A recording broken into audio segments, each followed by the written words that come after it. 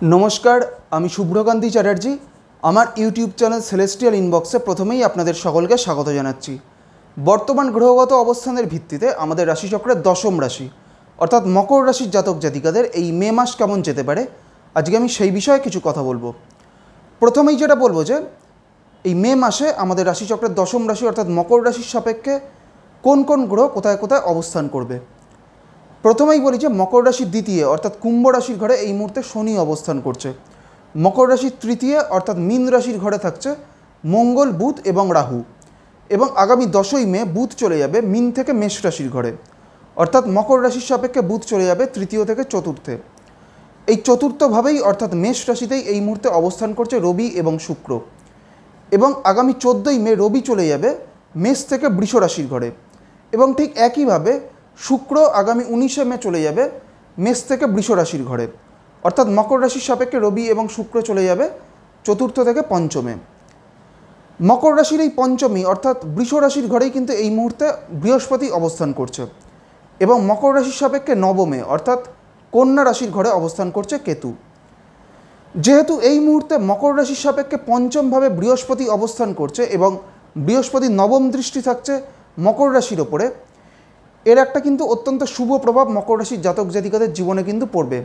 ताई मकर राशिर जातक जातिकादेर सामग्रिक दिक थेके किन्तु एई समयटा एकटा भालो समय एवं एर पाशापाशि जेहेतु बृहस्पति दृष्टिओ थाकबे मकर राशिर एकादश भावेर ओपर अर्थात साफल्येर भावेर ओपर सेई कारणे मकर राशिर जातक जातिकादेर तादेर समस्त काजे तादेर सफल हওয়ার किन्तु एकटा सम्भावना किन्तु एई समय थाकबे।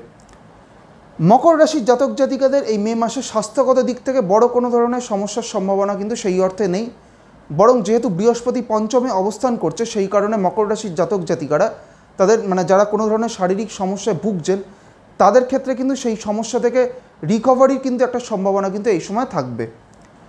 बेश किछु क्षेत्रे मकर राशिर जातक जातिकादेर माने तादेर व्यक्तिगत कोनो कारणे बा जे कोनो कारणेई होक तादेर क्षेत्रे मानसिक एकटा टानापोड़ेन बा मानसिक दुश्चिंता तैरी हওয়ার किन्तु एकटा सम्भावना एई समय थाकबे। मकर राशिर क्षेत्रे এই मे मासे आर्थिक दिक থেকে একটা স্টেবিলিটি কিন্তু এই সময় থাকবে এবং এর পাশাপাশি কর্মজীবনের দিক থেকে মকর রাশির জাতক জাতিকাদের আগামী 14ই মের পর থেকে রবি যখন চলে যাবে অর্থাৎ মেষ থেকে বৃষ রাশির ঘরে অর্থাৎ মকর রাশির পঞ্চম ভাবে তারপর থেকে কিন্তু কর্মজীবনের দিক থেকে মকর রাশির জাতক জাতিকাদের কিন্তু একটা অত্যন্ত ভালো সময়। বিশেষ করে যারা চাকরি করছেন তাদের ক্ষেত্রে চাকরিতে পদোন্নতির কিন্তু এই আগামী 15 তারিখের পর থেকে কিন্তু একটা খুব ভালো সম্ভাবনা রয়েছে এবং এর পাশাপাশি মকর রাশির জাতক জাতিকারা যারা কোনো ধরনের ব্যবসার সাথে যুক্ত হয়ে রয়েছেন তাদের ক্ষেত্রেও এই মে মাস কিন্তু সামগ্রিকভাবে একটা খুব ভালো সময়। মকর রাশির জাতক জাতিকাদের পরিবারে কোনো ব্যক্তির কিন্তু হঠাৎ করে কোনো ধরনের শারীরিক অসুস্থতার একটা সম্ভাবনা থাকবে এবং এর পাশাপাশি মকর রাশির জাতক জাতিকাদের তাদের পরিবারের কোনো কাজে হঠাৎ করে কোনো বাধা চলে আসার বা অযথা কোনো ডিলে হওয়ার কিন্তু একটা সম্ভাবনা এই সময় থাকবে। মকর রাশির জাতক জাতিকারা যারা শিক্ষার্থী তাদের ক্ষেত্রে আগামী 10 তারিখের পর থেকে অর্থাৎ 10ই মের পর থেকে বুধ চলে আসবে কিন্তু মকর রাশির চতুর্থে। তাই 10ই মের পর থেকে মকর রাশির যারা শিক্ষার্থী তাদের ক্ষেত্রে এই সময়টা কিন্তু একটা ভালো সময় এবং যারা উচ্চ শিক্ষায়ও রয়েছেন তাদের ক্ষেত্রেও মকর রাশির জাতক জাতিকাদের আগামী 10ই মের পর থেকে সময়টা কিন্তু একটা সামগ্রিকভাবে একটা খুব ভালো সময়। এইবার আমি আসছি মকর রাশির যে নক্ষত্রগুলি রয়েছে অর্থাৎ উত্তরাষাঢ়া, শ্রবণা এবং ধনিষ্ঠা এই তিনটি নক্ষত্রের জাতক জাতিকাদের এই মে মাস কেমন যেতে পারে। প্রথমেই আমি আসছি উত্তরাষাঢ়া নক্ষত্রের ক্ষেত্রে। উত্তরাষাঢ়া হচ্ছে রবির নক্ষত্র এবং উত্তরাষাঢ়া হচ্ছে আমাদের রাশিচক্রের 21 নম্বর নক্ষত্র। উত্তরাষাঢ়া নক্ষত্রের ক্ষেত্রে বলবো যে উত্তরাষাঢ়া নক্ষত্রের জাতক জাতিকাদের এই মুহূর্তে কিন্তু কর্মজীবনে তাদের নতুন কোনো সুযোগ তৈরি হওয়ার সম্ভাবনা রয়েছে এবং যারা চাকরি করছেন তাদের ক্ষেত্রে চাকরিতে পদোন্নতির কিন্তু একটা খুব ভালো সম্ভাবনা রয়েছে কারণ এই মুহূর্তে স্বর্ণালী চক্রে উত্তরাষাঢ়া নক্ষত্রের সাপেক্ষে কর্ম নক্ষত্রে বৃহস্পতি অবস্থান করছে এবং বৃহস্পতি মকর রাশির সাপেক্ষে একাদশ ভাবে অর্থাৎ সাফল্যের ভাবে কিন্তু দৃষ্টি প্রদান করছে। সেই কারণে উত্তরাষাঢ়া নক্ষত্রের জাতক জাতিকাদের তাদের কেরিয়ারের দিক থেকে কিন্তু এই সময়টা অত্যন্ত ভালো সময়।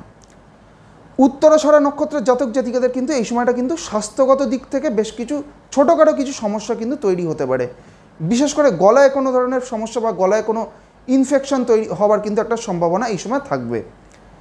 উত্তরাষাঢ়ার পর হচ্ছে শ্রবণা নক্ষত্র।